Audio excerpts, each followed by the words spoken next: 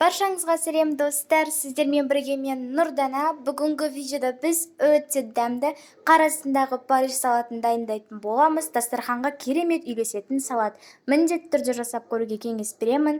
Ең керемет әрі ең қарапайым рецептісі. Бізге керек заттар: алма, ірімшік, 2 дана жұмыртқа, майонез, үккіш және де ыдысымыз қажет болады. Ендеше видеомызды бастаймыз. Ең бірінші алмамыздың сыртын ашып аламыз да біздің үккішіміздің ең кішкентай бөлігінен өткізіп аламыз.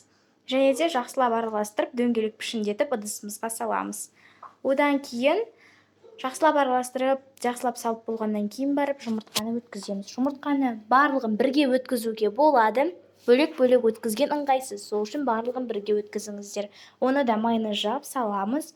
Одан кейін қайтадан майонез жағып дайындап қоямыз. Үккіштен ірімшікті өткізіп, оны саламыз. Және де дөңгелек пішіндетіп жасаймыз. Мінекей біздің салат дайын, міндетті түрде жасап көріңіздер. Сау болыңыз.